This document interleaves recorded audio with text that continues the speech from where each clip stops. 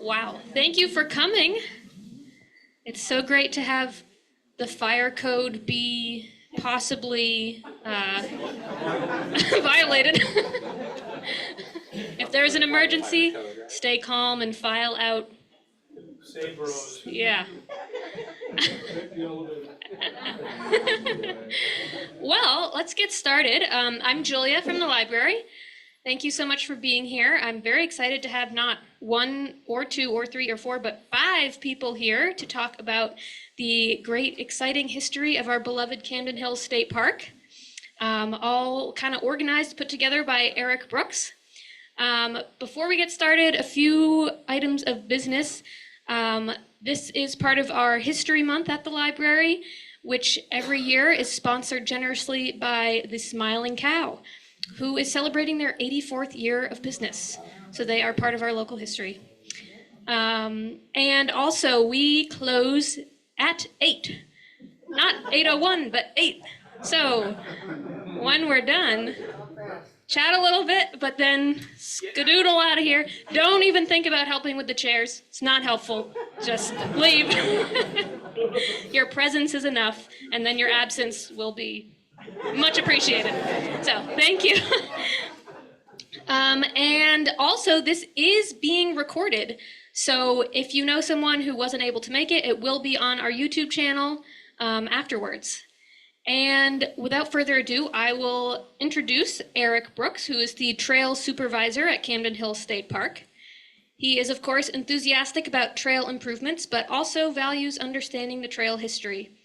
He's from Harpswell, Maine, and has visited the park occasionally in his youth, but has relied heavily on Camden Herald digitized archives and the stories of locals to learn about his workplace.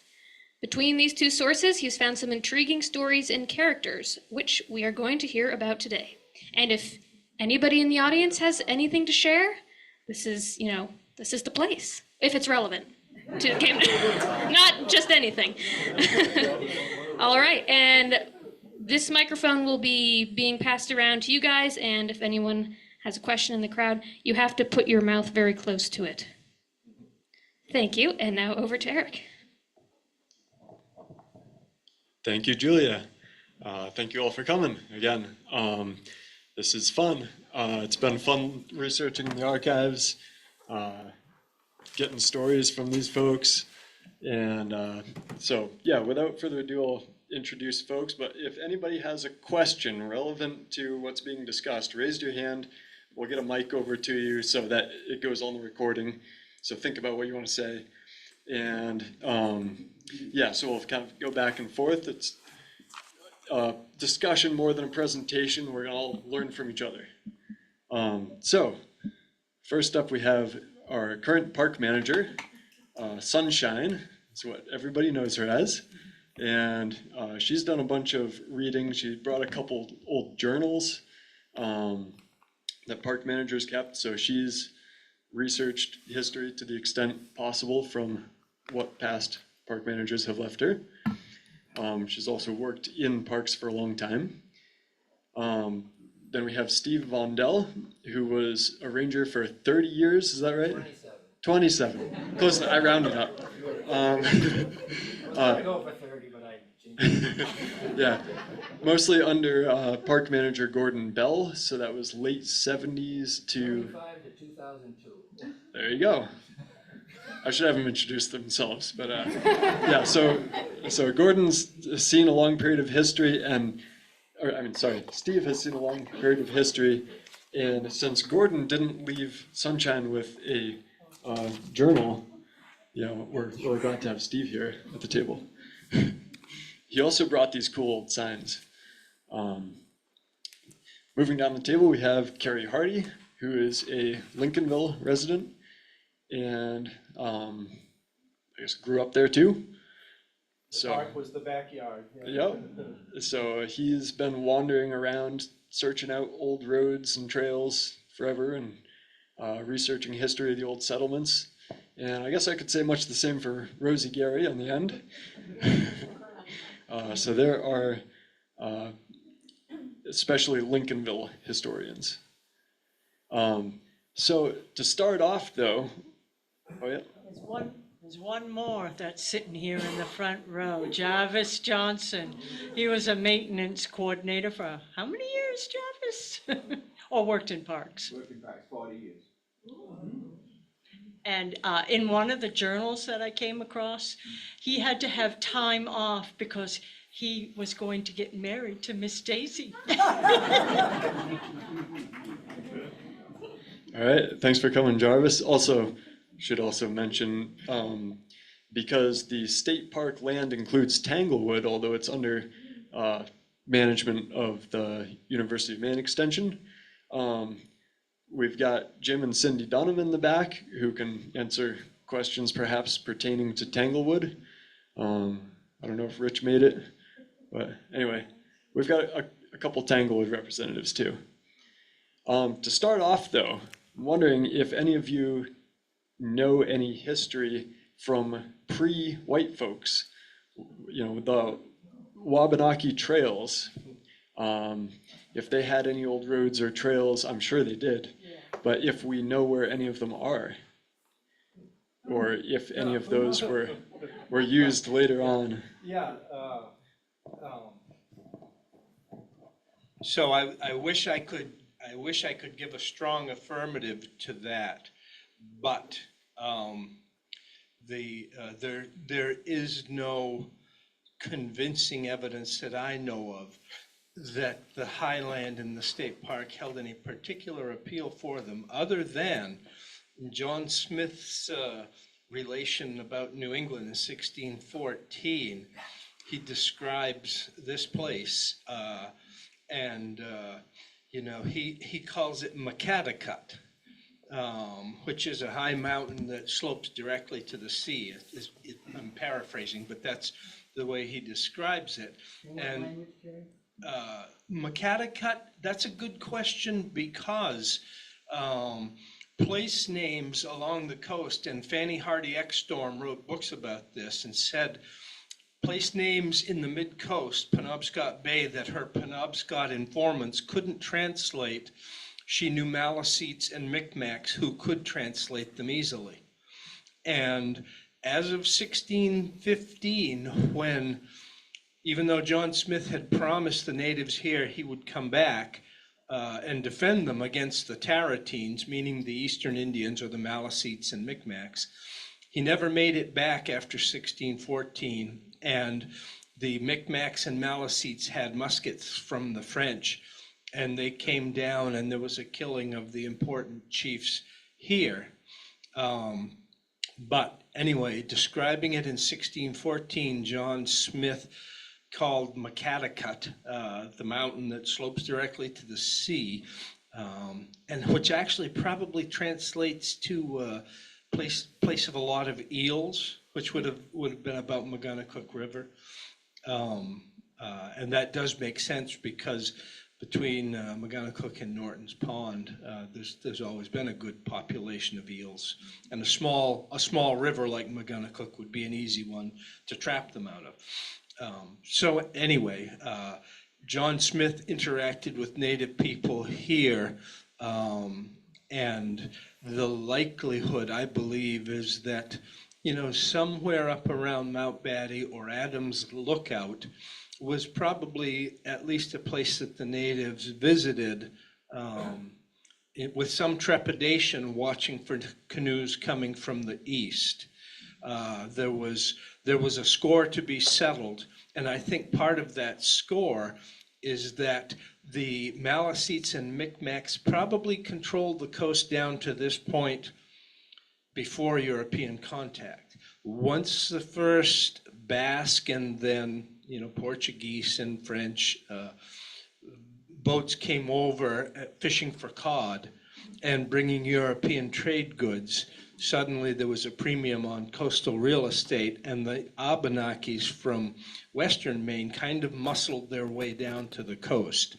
So I think that was the score that was being settled, and they did settle it, and they drove the Abenakis all the way back to places like Norridge Walk and what we call Winslow now, on the Kentuskeg, not Kentuskeg, but the branch of the Kennebec, Sebasticook.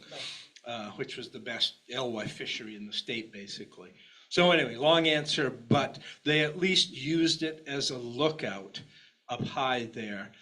But as most of us know, there's a lot of work getting up high there, and everything you needed to live was down low. So I think places like the backside of McGonagall, the sunny side of the long ridge from Levenseller Mountain all the way down Moody Mountain and down through Hope is a likelier place for trails to be.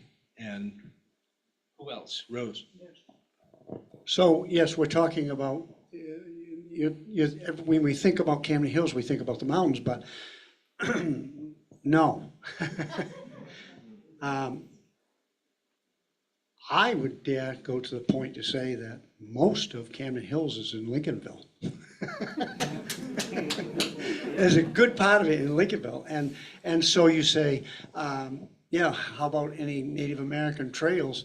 Well, what about the one that goes from where you turn in Tanglewood, not off the Todd Road, but on the dirt road, that comes out and comes back out on Slab City, which the state of Maine owns all that property in there that if you walk, I don't know how many people have walked through there, but it's known as several names: Whitney Road, the Old County Road, and when my grandmother would say, because she was born at Duck Trap, she would say, Auguste. That's the old Auguste Road right there. And so that, that road, if you look, and Carrie knows about this also, that when they came down from Quebec, the big turning place was Cushnot. And Cushnot was Augusta. And back in 2001, I think it was, 35 of us, I don't know, how many people here went with me on that? Just, yeah, there were 33, I'm sorry, 33 people.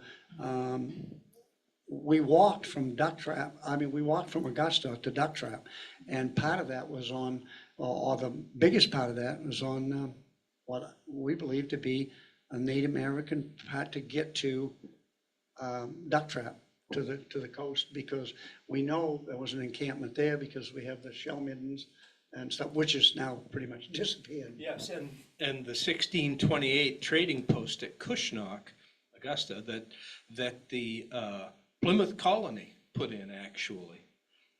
They were so deeply in debt and were failing at everything they tried down on Cape Cod, and the only way they could satisfy their creditors was to trade with the native people for furs. So this trading post that they put in on the Kennebec River was a big hit. It became an even bigger hit because the Dutch in Manhattan, who were there earlier, had already figured out by 1622 that they could monetize the wampum beads that the native people used previous to that, just as mnemonic devices to remember agreements they'd made with other tribes, mostly, or as ornamentation. But once the Dutch had monetized it, the secretary at New Amsterdam, a guy named Isaac de Razier, came up to see William Bradford at Plymouth Colony, and he said, if you want to get along with these Indians, it's these beads that they want. And he gave him 50 pounds worth of wampum beads, which went right to the Cushnok trading post and got furs and became a huge immediate hit. And this monetization of wampum radically transformed the relationship between native groups. The powerful ones made the less powerful ones produce it for them and pay them wampum tribute. So a lot of stuff from New York up to all of Maine and Atlantic Canada really changed quickly at the point of contact, and that Cushnok trading post is how the Plymouth colonists stayed out of, how they bailed themselves out of deep debt to their financiers back in England.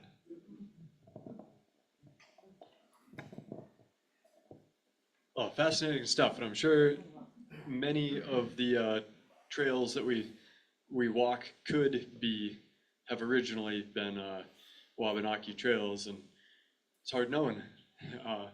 Many of them probably weren't as well established as horse roads. So next, maybe we'll talk about some of those old roads, because the narrative I used to hear is that, well, the park was built by the CCC, but I think it was improved upon and turned into a recreation area by the CCC, which, if anybody doesn't know, it's the Civilian Conservation Corps, which is formed in the early 1930s under Teddy Roosevelt.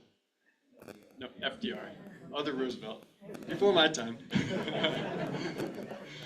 And right after the Depression, as a way to create jobs and infrastructure projects. But in exploring the Camden Herald archives, I found mention of Maguntacook Trail, Mount Batty Trail, the Carriage Road, Maiden Cliff Trail, Zeke's Lookout, and Bald Rock. That's all before the CCC was around in the Camden Herald archives. And I think a lot of these were, probably Mount Batty Trail. I can't imagine that ever being a road, because that's the one that goes straight up from town. I think that was locals enjoying the hike up to the view. But pretty much every other one there, even today, still resembles a road, at least in part. So maybe have you guys talk a bit about the history of those and how they came to be, why they came to be. Well, first I wanted to tell you, if you go up to Mount Batty and you park in the most northeasterly lot and you walk towards the ocean and down over a ledge, you pick up a very faint trail that goes down all the way to Route 1. It goes north first on a slope. So, I mean, that's almost a vertical face of Mount Batty, if you walk towards the ocean. So it veers left, i.e. north, and angles down over that slope. And it's really just a catwalk.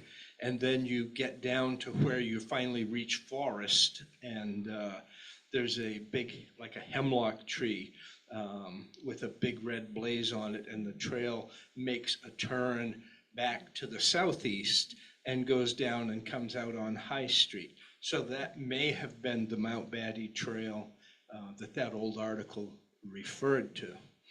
It's just a possibility. But that's the only one of those you mentioned that I mean, everyone who's read Locke's history sort of knows the story about the carriage road and the farmer being paid $12 or something to put it in, to get Cannon up there. That's off 52. Yeah. You might tell them what it is. Yeah, it's where all the cars are parked now every morning on the side of on Mountain Street. But then the other thing I wanted to mention, because you mentioned the Bald Rock Trail, some of the oldest maps you'll see call it Ball Rock, B-A-L-L, and there was also a Ball family in this part of the world. Sandy, I don't know, does that register with you? Have you ever seen that? None of my relatives. Okay.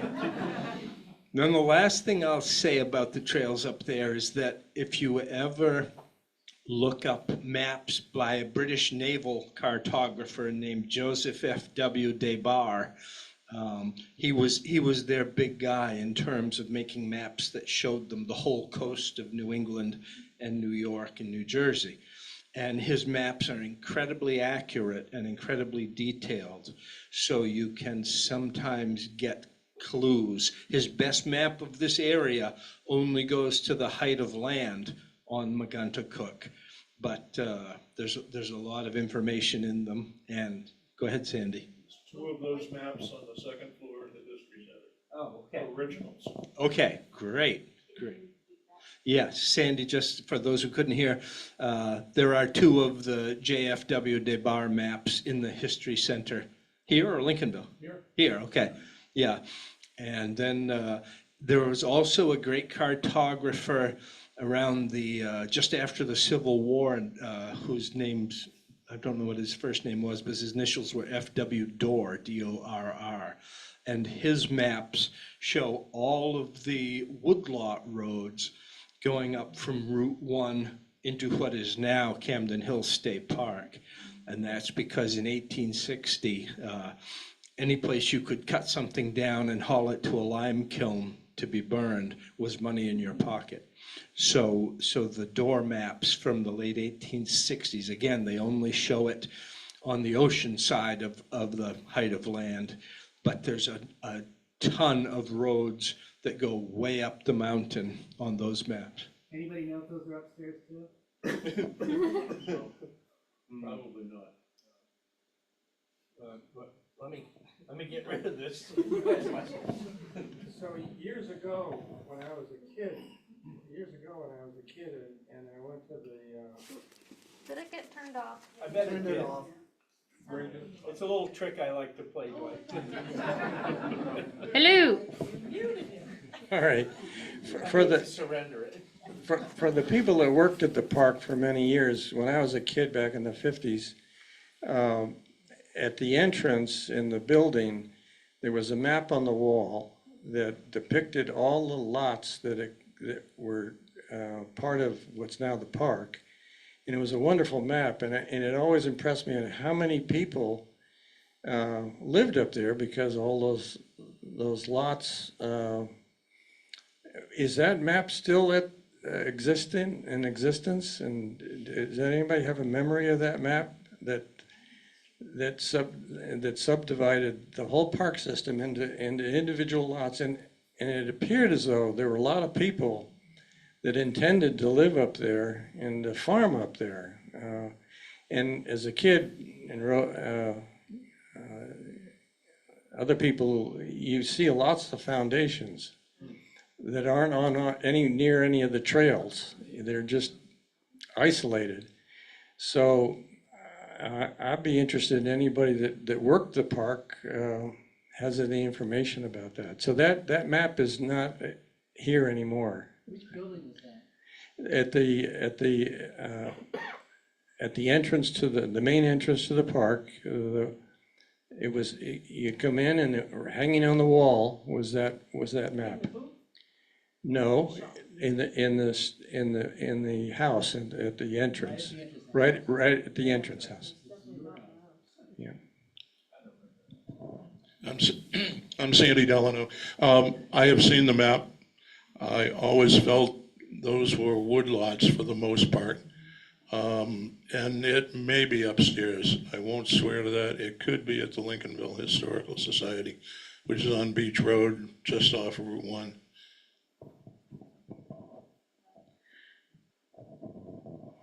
So everybody that is here, what my goal is at the park too is, we have a visitor center there, that building that was donated, that log cabin, and we've got a deck halfway around it now and a ramp, but my goal is to have a deck around the whole thing, and then we're gonna do interpretive panels on the outside of history.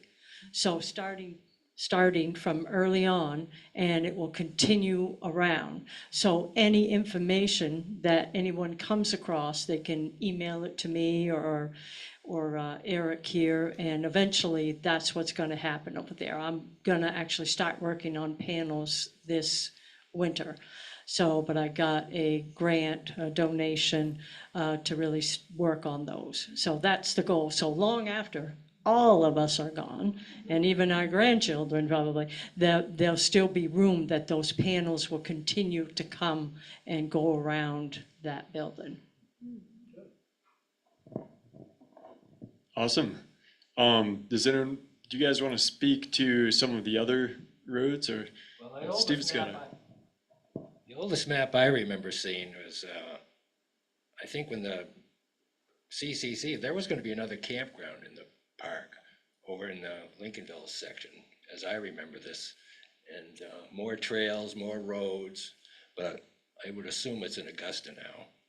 Augusta like to collect things.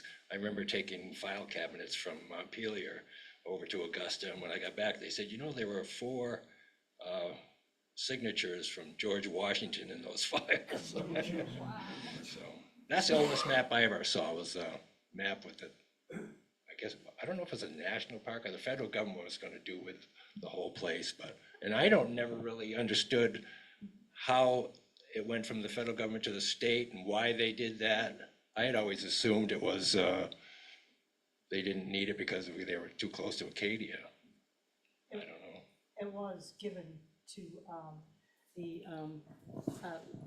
the Camden Hills State Park was part of a federal park system which was connected to Arcadia for 2 years. And then they decided to give it up, so they gave it to the Audubon Society, and the Audubon Society gave it to basically like Coastal Mountain Land Trust, but it was given to land preservation, and then it became a park through Parks and Recreation. Was that, I think that's what it went through first, Parks and Recreation, until it switched over now to Parks and Lands. But yeah, so, and that's even some stuff I've been able to find in these journals that I have here on the table.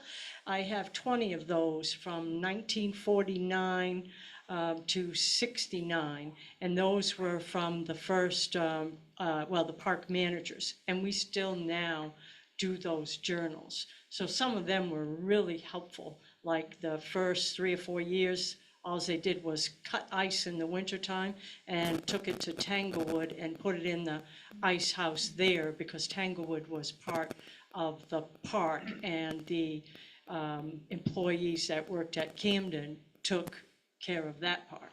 So just a little side note, sorry, Eric. I kept reading in these journals, you know, not just the ice, but they would go to the dump, like twice a day, 3 times a day. They had hundreds of trash cans. Finally, I'm like, hey, Rich Bouchard, and hundreds of trash cans. And I'm like, why do they have so many trash cans? Every single campsite had a trash can, and all the trash cans at Tanglewood. So the rangers would go and collect that trash every single day and go to the dump. And it got me thinking, why are they taking all these trash cans there? Well, trash can liners weren't invented until the mid-60s.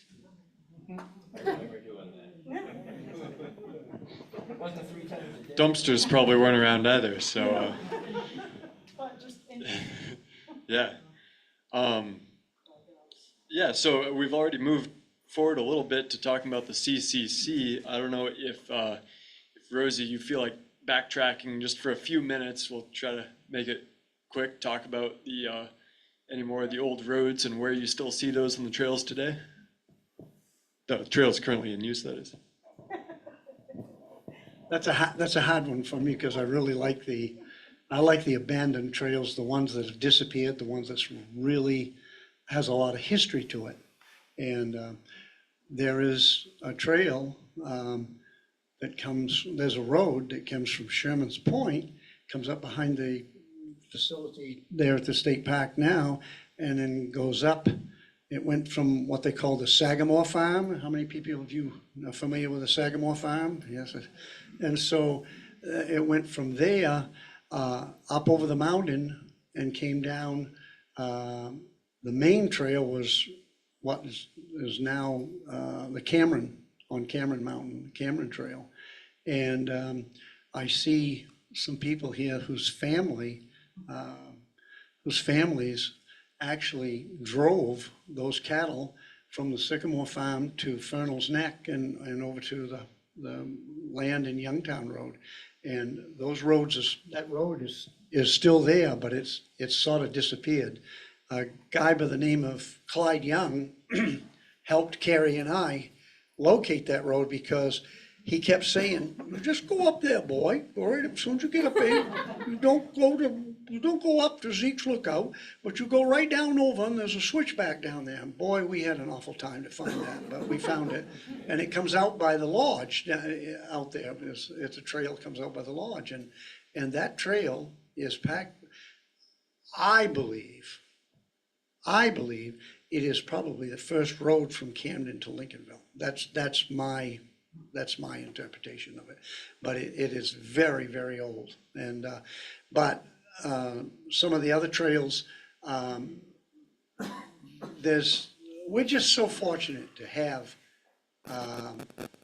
the mountain and the land there to be able to access it and use it, and to, you know, like Tanglewood. Tanglewood has the best generation of pine trees in the entire area. Those pine are just absolutely amazing in that, what we call the Tanglewood area. Not so much right down to the Tangle where the camps are, but in the outlying places, the trees are amazing. It's just not the trees, and the trails are, they're important and everything, but everything else that's in that park, including the coyotes that we saw last week. But growing up as a kid, there were no coyotes here. We didn't have them. But I was accused of feeding them last weekend as we were mowing on the Lincolnville Hills project up there. So the coyotes were coming out and eating the mice. But I don't know what you're looking at for. There's just so many trails. And the ones that I'm really interested in are the ones that are disappearing. Those are the ones that's important to me. Yeah, and I'll just mention too, I come from that same sort of place, and so Erik, you may have, or Sunshine, I don't know, Steve, any of you may have seen the engineered section of road that takes you from up over the tablelands.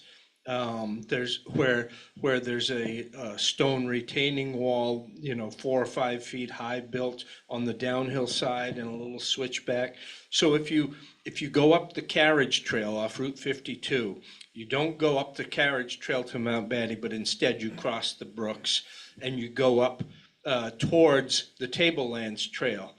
When you get to the top of that first steep pitch, after you've gone through all the little sort of stream crossing bridges, at the very top of that pitch, there's an old road that crosses there. We've followed it from farther down the mountain, but if when you get to the top of that pitch, you pick up this old road going to the left, it's about no more than 100 yards uphill. And this is right by the section that the climbers call the ramparts. It's very near there, just a little bit higher up. And there's this engineered piece of road that goes right up over almost a vertical rock face and gets you up onto the tablelands.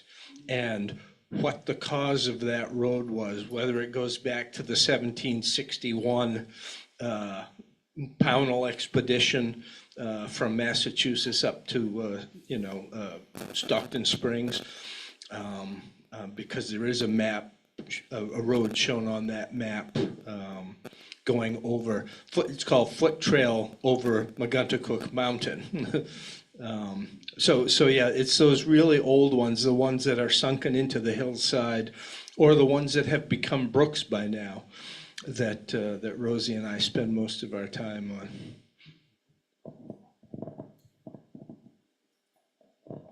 I'm just curious, because you guys have been around up there a lot. Where was that, the shooting range? Oh, yeah, and Sandy's got something too. The question is, where's the shooting range? I think National Guard had a shooting range if you go up the carriage road, and before you venture more than a couple hundred yards up the road, it's off to your left in the bushes. And there's still concrete flooring over there and whatever. And the backstop is 1,000 yards north of there. Just to add to that, back in the 50s, my cousins lived on Gould Street. That was the first house going down Gould Street. It's gone now, and it was just a camp, and it was right over the brook. But I remember we were up there, and they were actually bombing with planes in that shooting range, and we kids wanted to go over and watch it. Guess what they were bombing with? bags of flour. Yeah, that was, no, really. And that was so cool in the 50s. So yes, so that was not only was a shooting range, it was a flour bombing range. Very cool. I'm also curious about the Zeke's Trail. I had heard that stone wall, that's again another very engineered, the side is built up with a tall stone wall. I'd heard that the CCC built that, but I'm not sure. I haven't seen that in articles. Yeah. Was that a pre-existing road though? Because I've heard mention of Zeke's Lookout from previous. That is a good question, and my hunch is that it was not pre-existing, and that the CCC did that rock work. But yes, it is quite a road there, and this is coming from someone who, with the Youngtown kids, would push our spider bicycles all the way up there, all the way up the Zeke's Lookout Road, so that we could coast from Zeke's Lookout down to Stevens Corner, basically, almost, you know. Or we would sometimes even do some bushwhacking. An unnamed family in Lincolnville once cut a trail from their residence up to Zeke's Lookout, which was a very useful thing. Jane, you're laughing.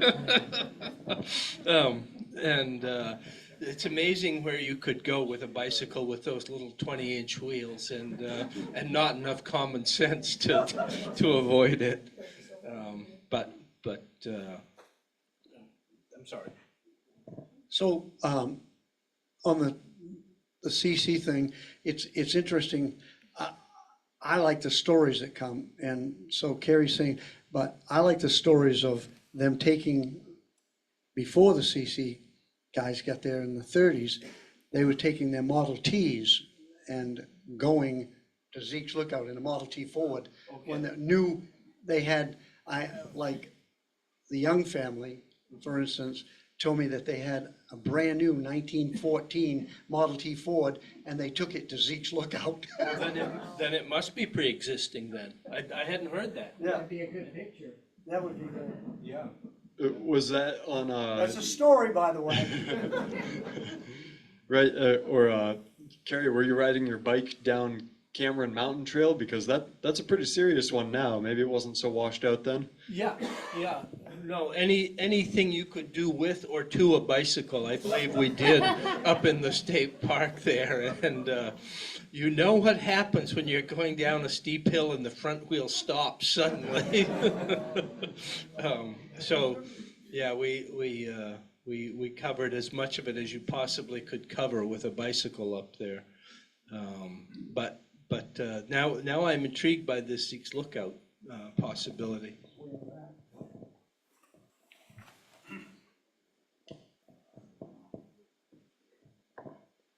Hi, my question is about the horses, because in the 60s and 70s, we'd go over the parking lot by Ball Rock and take horses, go up we thought it was a logging road, and then make the left and go up Ball Rock on the horses. That was And Ranger that Rick. concession and, huh? That was Ranger Rick. Yeah, Rick. Right, I've read that in the 60s, there was horses for rent even. Anybody want to talk about the horse rentals or other horse trails developed? They were right at Stevens Corner. They were right at Stevens Corner off to the left. That, I believe, was originally, and they were using maybe the flooring or something, but that was a CCC camp right there also. There used to be a garage there before that, they said in the farm, in my meetings. Well, Stevens farm. So yes, there was a farm. The house and barn and stuff was on the opposite side of the road from where they park now, because where you park at Stevens Corner now, that was Youngtown Road. That was the road. The road went, it didn't go where you see it now. When I was a kid, it went through Rose does the pizzas, in Lincolnville. It went through her driveway and right through her garage. There was a bridge across there, and then the Stevens Farm was there, and there was a big barn, and there's a nice foundation. There's a beautiful rock well there now. And as far as the horses go, I remember they were there in the early '70s, and you could rent them and stuff. And then this thing just shut off again. Oh. Here we go. No. I think you put the wrong button. Yeah. Okay. 1, 2, 3. Oh, no. Yeah. So anyway, they had horses there, and Big no stinking hook. I will say that Hello, hello. the horses got neglected. They were left abandoned. They were left abandoned. I wound up with 2 of those horses myself. I got them in a few years in 72. I think I was able to acquire 2 of them. But they would take you up, and they would go. They would take you. You could go to Bald Rock. You could go on the French Road, which goes in behind the road that got reconstructed, in behind Cameron. Pretty rough to go up with a horse up the Cameron Trail up to by Sky Blue. That was pretty rough for a horse. Yeah. I didn't want to cut you off. No, you're not cutting me. Of course, a lot of those trails, including that Cameron Mountain Trail, as Rosie actually showed me, across streams, they laid down flat rocks for the horses and the carriages to roll over. So they were built for it originally. Well, I was just going to share, I don't remember if it was 69 or 70, but my favorite thing when I was a kid was the one year that I did a week of sleepover horse camp at Tanglewood, and we did an overnight in the park with the horses. That was great. Behind you there. I have seen the horses up on Cameron's out my kitchen window. I live on Youngtown Road. But if you come off Cameron's and go down the south side, go across the French Road and up through the bushes, there's a road up there that goes way up through. That I encountered Fred Milliken, who owned the blueberry fields on Cameron's, and he told me when he was a youngster that was all open, and they used to cut rye up there, barley or rye, I forget which one, and that there was a windmill. Yep, I heard the same thing from Fred.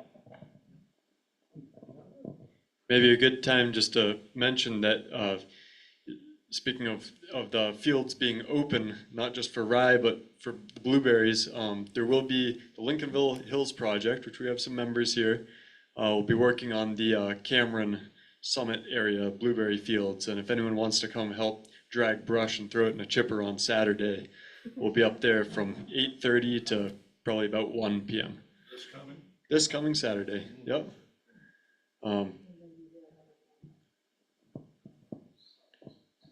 Being a skier, could someone talk about the ski trails? Did the CCC build those? Yeah, well, yes, as far as I read, CCC built the first ski slope, which came down from just below the summit to the ski shelter in 37 or 38, and then they also built in 1940 what they called the slalom trail and another expert ski trail. And one of these maps, which I can pass around, I think, no, maybe it's not one of these maps. Somewhere, oh yes, it is this one. If you look at it carefully, it does show a couple other trails with kind of winding lines right in here that would indicate ski trails. So those were built by the CCC, and I've been working on a reroute to parts of Slope Trail that got really washed out because a lot of that trail, which doesn't actually match the old map trail, so I think it might have got relocated at some point in the past, but that was supposedly the uphill trail. And in the process of creating a more winding, switchbacking relocation, we have tripped over wires multiple times that were from the old telephone lines, and we can see where that main path went up, and it's all washed out now. You know, we found a couple glass insulators, and Sunshine told me the phone lines were put in for safety. I also read a conflicting view that the phone lines were put in to facilitate ski races. Maybe both reasons are valid. So. What I read on that too is that they had the phones along the way, so you would pick up a phone in an emergency and it went to, I believe it was the fire station. So, and that's the only communication it was when you needed help, you picked that up and it immediately rang there and they knew where you were. So, I mean, that was pretty cool. And then when we saw the wire and then started finding the insulators. I mean, you guys all know, it's like, oh my God, it's real. Sunshine, can I just? Yeah, I'll be quick, but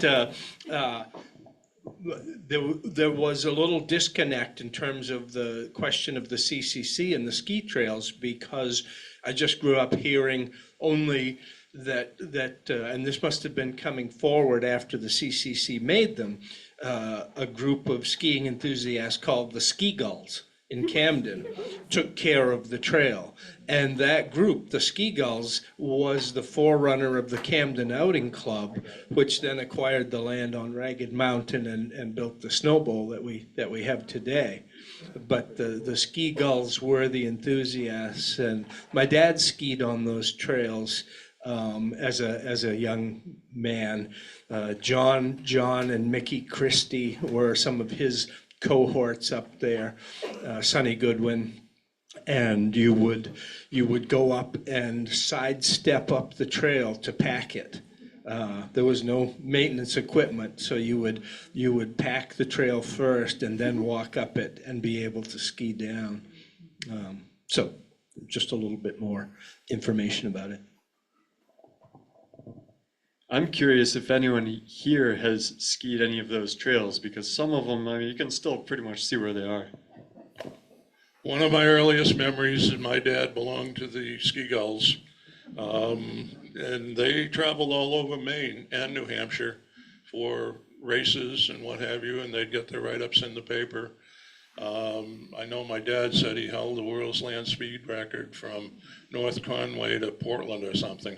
But they were all young men at the time. But back to the ski trail at McGoneycook. One of my earliest memories, there was a ski lodge there, and we drove in from Route 1 in Dad's 41 Chevy. Springbrook. Yep, and parked at the ski lodge. Mother stayed in the lodge by the fireplace. I was probably 4 years old, maybe 5. And Dad put me on his shoulders, put the skis on the other shoulders, and walked up the hill a ways, stuck me in a snowdrift, sat down, put his skis on, picked me up, put me on his shoulders, and I skied down that hill. Very cool. Jarvis, did you work on some of that Springbrook Road? Because they talked there was so much work done on that. Well, in later years, but not. Yeah. It was just really interesting when I read on that. And then it got shut down because it was going across a neighbor's property, Springbrook and Claybrook Roads both. Yeah. So, but Springbrook is still an amazing road in there. So, and I know a lot of people, I'm sure, are familiar with that. So, but the parks did maintain it for many years. I remember, I remember they did a lot of work, the state did a lot of work on, right there by the ski lodge and down through there. And then we had one of those torrential 8-inch, I don't know if you were working there then, probably an 8-inch rainstorm, and the road completely disappeared. I mean, you could stand up in the road and just be eye level. It had washed out so bad down by the lodge. You weren't working there then? But, no. The lodge was in pretty bad shape. It was. And then That is actually in some of the journals too, they talk about that, Yeah. that they had a dozer in there and you couldn't even see the dozer. No, it was pretty bad. Right. And then I think it was 1964 or 65, the lodge burnt. It caught, is there anything in the journals about that burn? Yeah, I can't remember Yeah. the date, but. Go ahead. I started in '69, and that first fall, I cleaned up what was left of the old lodge. And then they built another one, which you fellas probably had a lot to do with building. And when they got tired of that, I tore that one down also. Oh, I had no idea that's the third lodge that's up there now. I always thought it was the second. All right. Is there anything else we want to talk about that the CCC built in terms of trails? I mean, there's a lot more history. They did a lot of development of the campground and The shelters on Bald Rock, those ones, yep. How many people are aware that there's a gold mine in the state park? How many people have been to the gold mine? How many people have been to the silver mine? That's it.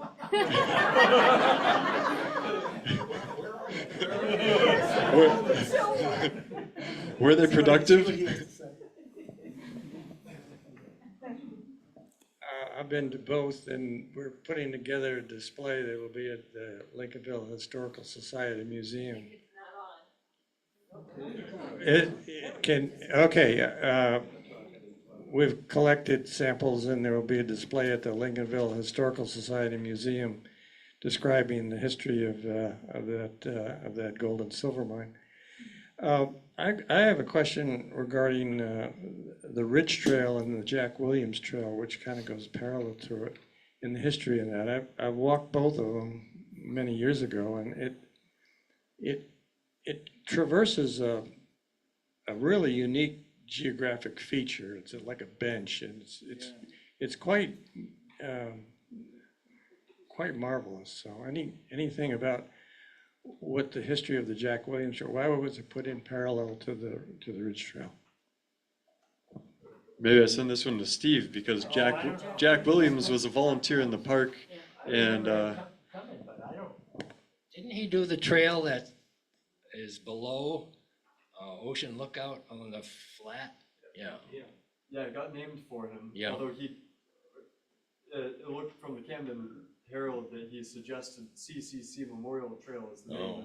And somebody named it after him instead. Yeah.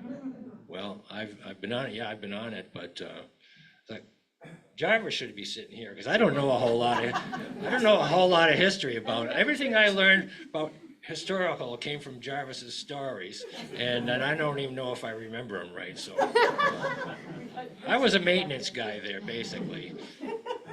I won't need the mic, you'll hear me.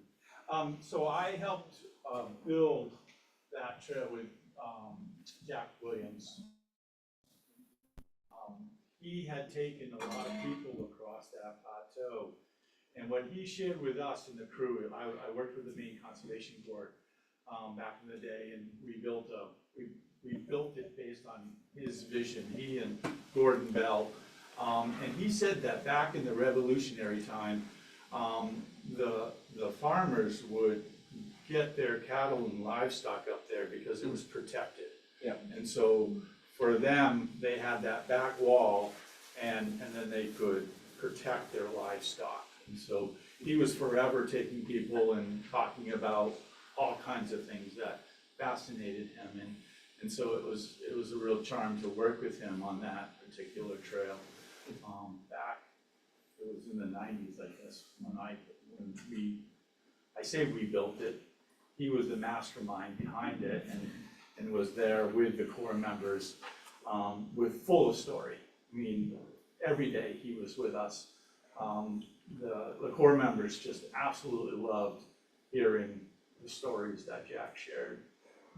So that's what I know of, the little bit I know of that trail. And there's also phenomenal ash trees there. And there's also, we never saw it, but the turkey vultures would roost up in those areas. and then they would swoop down. I'm coming back here with the mic, just in case the audio doesn't pick up everything, because I have another question for Rich. This is Rich Bouchard, who basically keeps Tanglewood in working order right now, I think. All the maintenance there. So Rich was telling us about helping Jack Williams to build what is now named after Jack Williams, his trail. But I think around that same time, he was also building Adams Lookout Trail. Now, did you work on that with him? No? Do you know anything about that? I don't. Oh, well, let's see. Yeah. I've been curious about this Adams Lookout Trail because, yeah, I guess the camera's up there. I'll go up here. Because when I found that old map that's floating around this room, it shows Adams Lookout in a completely different spot than it is today. It shows it more to the north of Maguntacook Trail. And then another map that's floating around that's from a little later in the 60s shows the trail off Ridge Trail, whereas the first one is even described in 1944 when it was cut as being off Maguntacook Trail. So already it's been lost, and by the 60s, or people aren't sure, they're publishing different ways to get to it. And then Jack Williams comes along and thinks he's found it, and it's now on the other side of Maguntacook Trail entirely. So.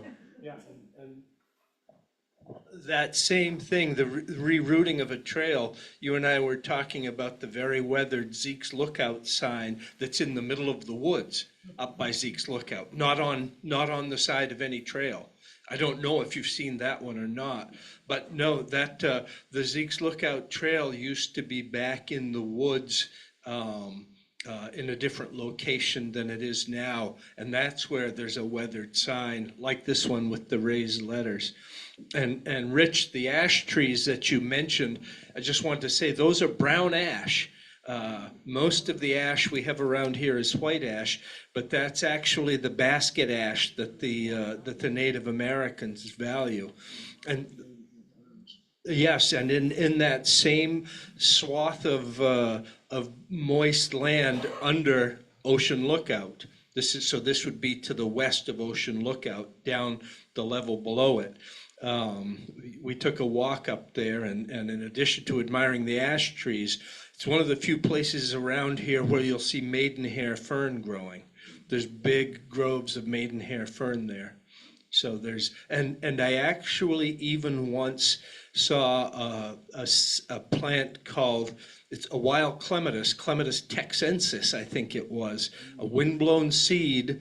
This wasn't from anybody's garden. This was a species from, farther down. This is the extreme northern end of its range, but there was, again, in that sweeter soil where those brown ashes and maidenhair fern is, there was a wild clematis growing. Not the virgin's bower that's white, but this was a purple flowered clematis. So it's a neat little spot up there. I guess it could be growing in that sheltered area with the help of some fertilized soil from years past when the cows were there. There was some mention of turkey buzzards. I think Kerry is expert on those at this point.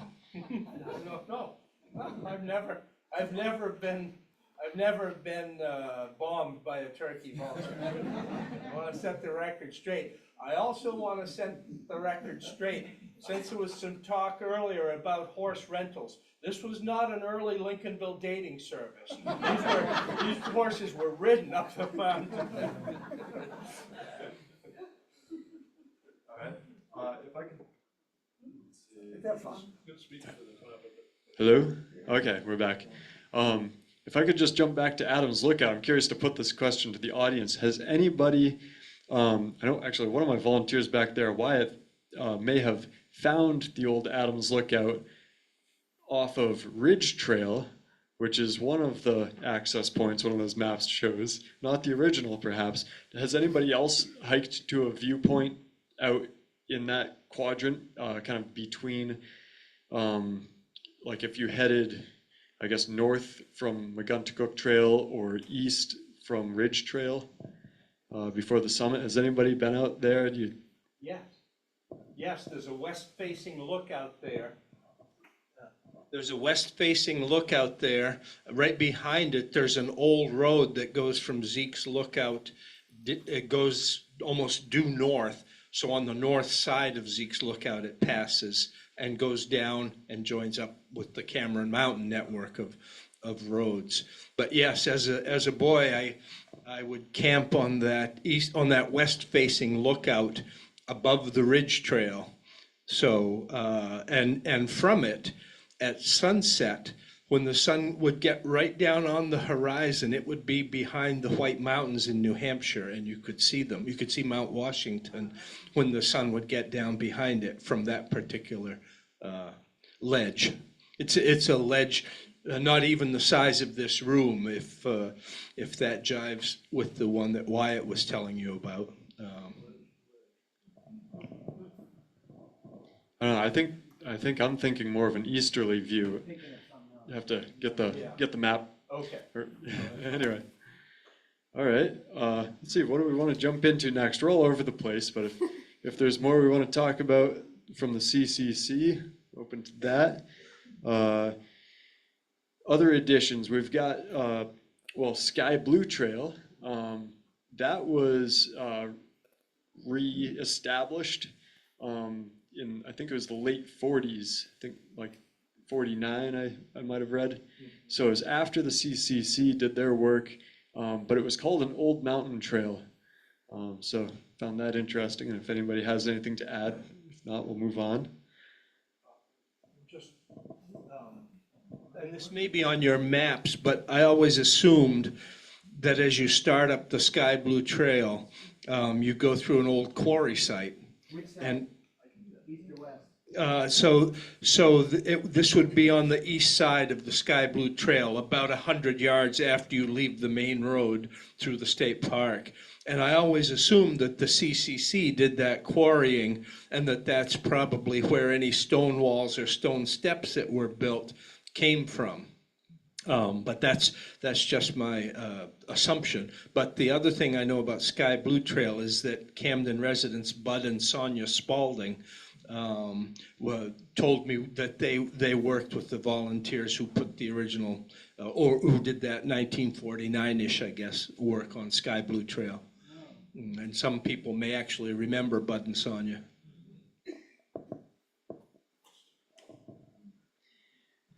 And then an even later trail, I think the last trail that's been built in the park was Frohawk Mountain Trail.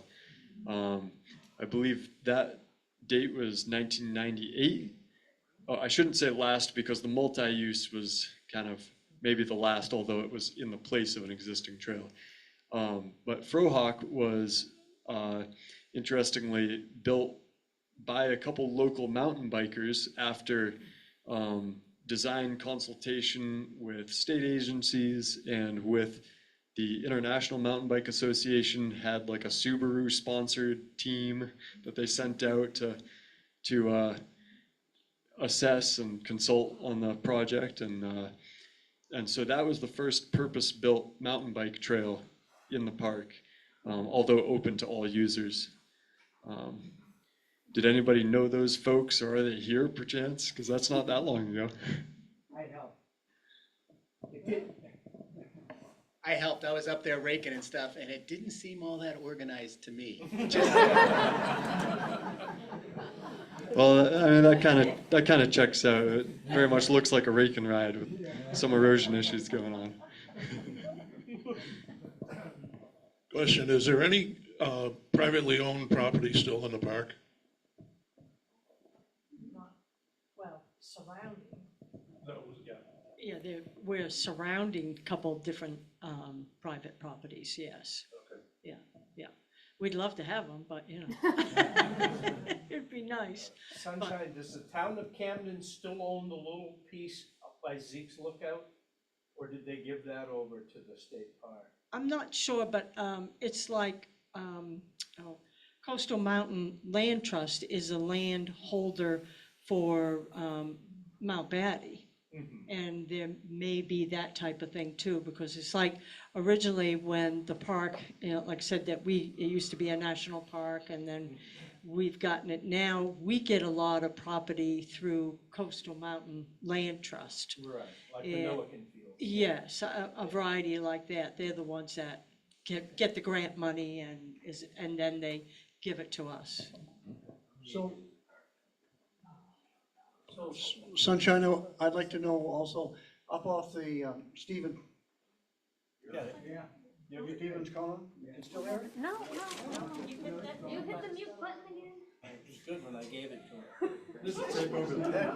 That should have a bar, a roll bar around it. Hello. Yeah. So you have to hold it down here. So, up off the Stevens Corner Trail, there was two pieces up in there, the Allenwood piece and the Nickerson piece.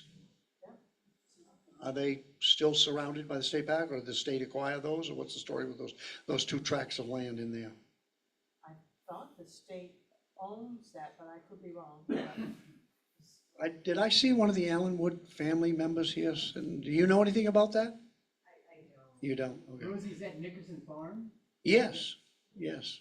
The Nickersons, Joe Nickerson, who worked in the state park for the state for about 4 or 5 years after the hurricane of 1954, with his team of horses, hauled out thousands of board feet of lumber for the state. Is that the one that had the camp there too? He did have a camp there, Okay. yes, yeah. Yeah, I think is that the one that, they burnt down one of the camps up there? No, you're talking about the, on the other side of Ball Rock, down behind Viking Lumber? Yeah, that was acquired by the state. They gave it, I think they gave it to the state. I can't think of the young man's name that built a log cabin up there. And but, no, I'm talking about up from Stevens Corner. You're on the west side. No. He's on the west side. Yeah, I'm on the, just up a ways, probably not even a half a mile. On one side of the road, the Allenwood family owned a lot, and Nickerson's owned a big lot on the other side. The USGS map in the 70s showed those as out parcels, not part of the state park. Yes. But that was back in the 70s. Yeah. Yeah, and the maps I've seen, there's no private property in the middle of the park anywhere. And do you have the history on how the state of Maine acquired all that property up there? A lot of it was eminent domain. Come talk to me sometime. No, you should name and shame the, No, I'm not gonna the do pillars that. of Camden. No. That was part of that era, the Yeah. 30s. That's right. Oh, let's see, I just lost my train of thought with that. Oh, yes, I was going to say, all this talk of old cabins and other mines out in the woods. Now, generally, in terms of leave no trace principles, we ask people to stay on the trail. But I would actually recommend to any of you, if you're interested in this stuff, wander off trail. Don't wander right next to the trail. That's what causes trail widening and everything. But a little bit of wandering off the trail, as long as you have your way of finding your way back, so we don't have to send out search and rescue, can actually can actually be a good thing, especially as we start getting more invasive plants around here. I've found like Japanese barberry just in the middle of the woods, and that can start to take over the undergrowth. So if you are out there and with your eyes open and you see something, you can pin it or pull it if it's small enough. I think it's actually is valuable to send people just roaming the woods. So What should I do if I ever encounter anyone up there foraging for wild mushrooms or cutting dead branches for their little stove? No one in mind, right? It's a hypothetical question. maybe I'll pass this to our park manager. Thank you. This has become an issue over the years that it was absolutely no, you're supposed to leave everything alone for everyone to enjoy. But over time, they've allowed with permits certain things like clamming, mushroom picking, foraging, different things. And some of them have gone through permits and allowed it to happen, and other ones it's like, we don't want to know about it because then we got to do something. I'll keep an eye out. So mum's the word. Nobody heard anything tonight. This is recorded.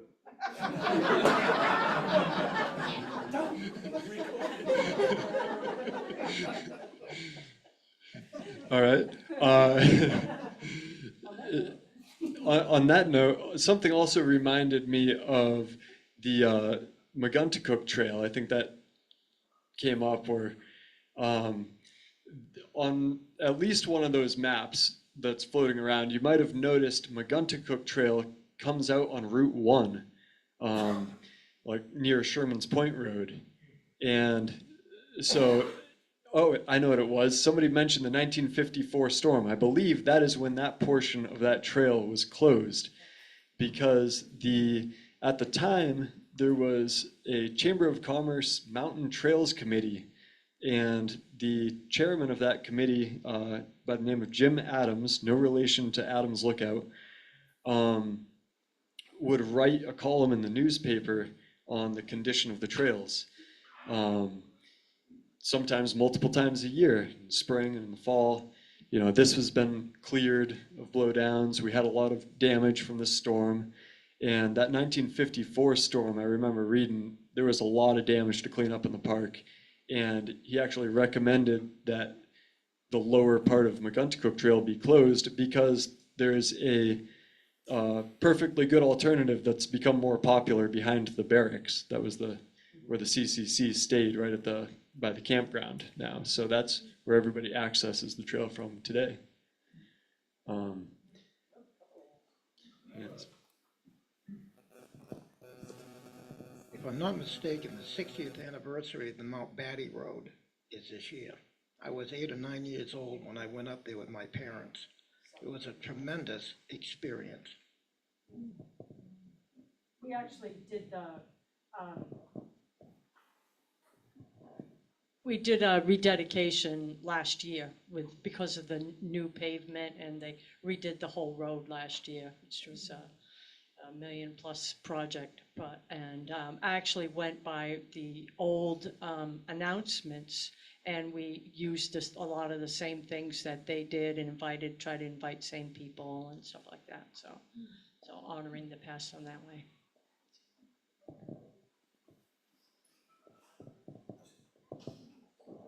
I have the 66 map in front of me here, and it's showing 3 trails going down to Route 1. I was kind of curious about the status of those. So these are, towards Lincolnville Beach from the main entrance, the Springbrook Trail, the Claybrook Trail, and the Bald Rock Trail. Are any of those still functioning or public access? What happened? So they are all still visible, but they are not public access. They all cross private land. I don't know, you want to add anything? No, that's just, they crossed public land private, and they asked it to be. What was their, were they, at a certain point, was there sort of an agreement that allowed individuals to use it, so therefore they're on the map, or what was the status? That allowed people to. I never read that about, I never read that. When I started reading in the journals and stuff, it just said landowners, no longer. I think originally they thought, oh yeah, this is great. Yeah, no, go ahead. And then they didn't expect the popularity of it. And it was so easy for people to park on one and go across their property. So I know that Claybrook was the one that was first closed down, and then Springbrook was closed down a few years after that. I'm just curious because, again, the like 1970 vintage USGS map shows 2 very long, skinny fingers of state park ownership that come out literally like 50 feet wide on Route 1. And Claybrook one. is it? That's Well, Claybrook. okay, there are two that go down. Springbrook is not there anymore, I don't think. Yeah, But it's still, okay. Springbrook was the one they put the state put a lot of money into to fix up, because that's the one that went right to the ski cabin. Right. Yeah, and that's not a trail anymore. No. Oh, okay. Okay. Noted. Yes, he's correct. They put a lot of work. That is a very well-constructed road, the Springbrook, but it is now, it's owned by one family on one side, and it's owned by a conglomeration of whatever on the other side. And I talked to the family, and they've had some bad. Yes, they really don't. Bad neighbors. Yes. Not them being neighbors, No. but the people who are using the property. Right. Beautiful falls up there. There is, there's a lot on Springbrook, and that is one powerful brook, if you want to call it a brook. That really has some power, that comes down, it drains, the mountain drains pretty much into the main, Springbrook is the main drainage for that. And Wiped out some bridges. it's wiped out a lot.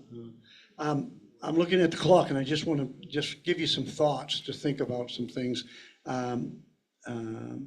Anybody, how many people here have been to the little girl's grave stone on the state property, on the road that goes from Tanglewood across to Slab City? How many have been there to see the gravestone? That's I've been on the road, but I didn't see it. Yeah, you have to look for it. And so, there's so just saying that alone, just think about all those cellar holes, and there are multiple. Sometimes a cellar hole wasn't a rock foundation. It's just a hole, dugout, and they built their cabin or whatever on that. And you just think of the multiple buildings that were on that mountain, and then you just have to stop and wonder, I wonder how many graves there are up here. How many people are buried on that mountain?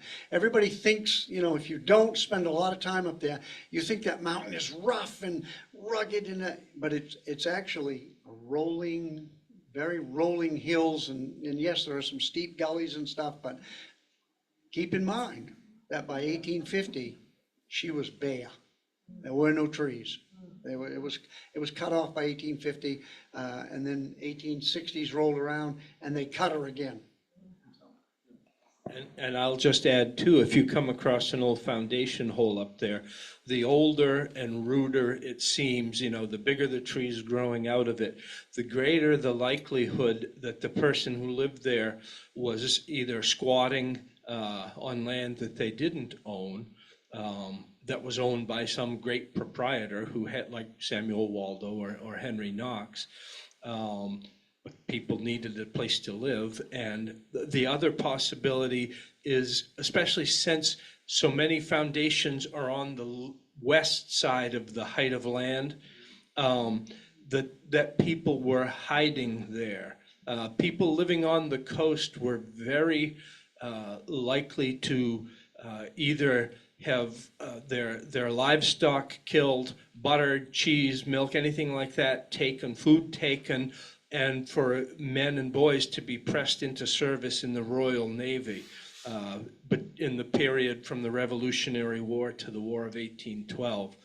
And I was talking this morning on Rosie's Walk about Henry Knox. Though he was the Secretary of War and a favorite of Washington's, he was also a flim-flam man, land speculator, and he was so close to being thrown in debtor's prison over his land speculation deals around Eastern America that he had to send his agent up into the hills in the Knox patent, which was formerly the Waldo patent, around 1806, and give everybody living there ultimatums. You either have to buy this land you're squatting on from me, or else you have to vacate it, because he had to do anything he could to raise money.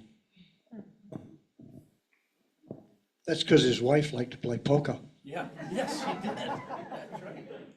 That's right.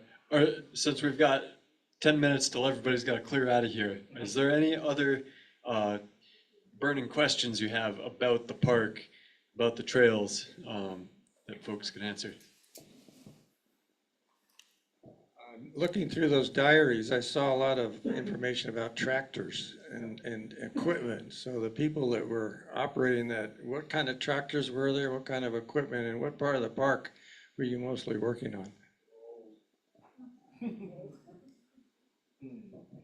When I got there was an old Ford tractor, and it had a bucket on the front and a grader blade on the back, which in the wintertime snowed a lot more back then. I would spend all day driving that thing backwards, and you have to get out and change it manually. And by the time I got home, my neck was stuck. But that's how I did it, and then we eventually got better truck. But when I started there were a lot of CCC tools still there. And I'm sorry, it should have been these guys' show, but I don't know a lot about the history. When I worked there, we didn't have anybody really to work on trails. We relied on volunteers like Rich, and there was a guy who had a group. Oh, I had his name, his first name, I can't remember. Kendall. Do you remember there was a guy, he worked all over the state, and he did a lot of work in Camden. Anyway. But we didn't have time to work on trails. We kept the campground, the picnic area, and the top of the Mount Batty going, a lot of mowing, maintenance, cleaning, stuff like that. So I don't know a lot of history. Did you have a track front end loader? Did you have a? Yeah, we had a crawler, Yeah, a crawler in later years, yeah, but that, the first of me being there, there was a Ford, 8-end Ford with a loader. Cloyd Packard? Yeah. Did you work with Cloyd? Yeah, worked with Ford. Cause he run that, didn't he roll that over? The crawler. The crawler. With him under it. Yeah, that's what I mean.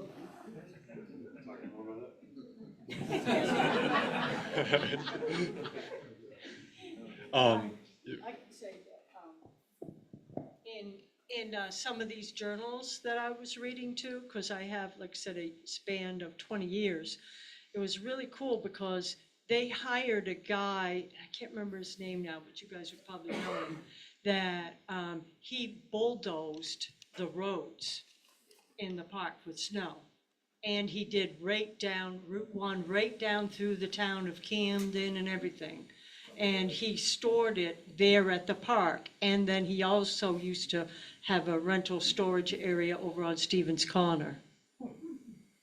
No, I'm gonna have to go back and pull all that stuff out, but there was a lot of things like that, and the park itself used to lease a lot of their property and for hay fields, or they raised corn and I think rye and a variety of different things that people lease the land from.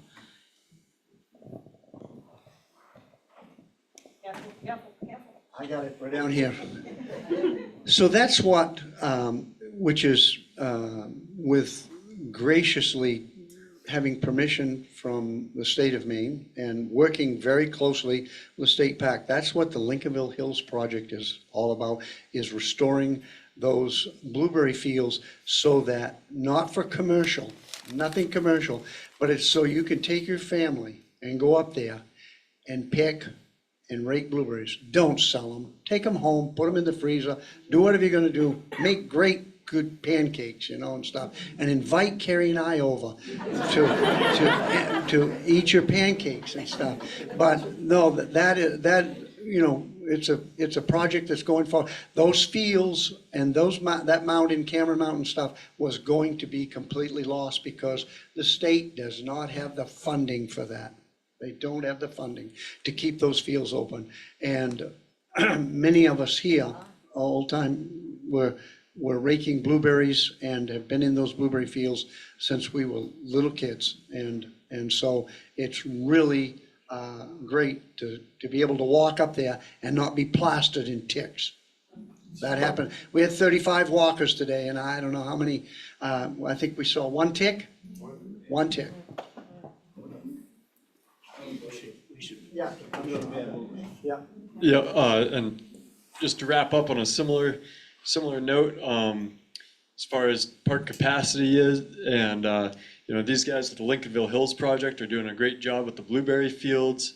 We've also, this is my second year in the park, and You're doing a fantastic job. Thank you, Rosie.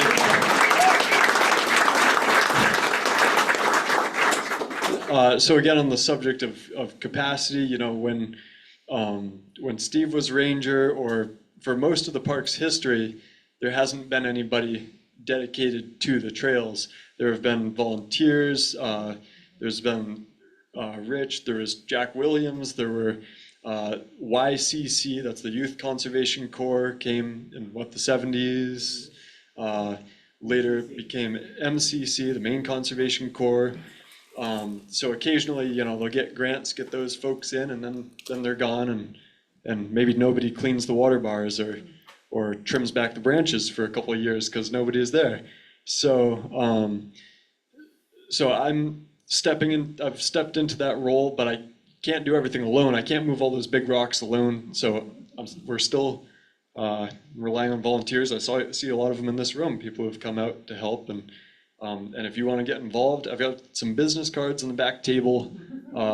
You can jot your email down on the fly. I just do a BCC weekly email during my season. If you're not receiving that, you're missing out because it's great, very informative. The pictures are great. It's like getting your own magazine of what's going on in the state park per week. It's really good. It's been really great.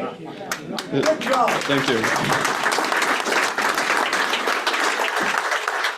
So thanks again to Julia and Camden Public Library and all you for coming, and you can mingle outside.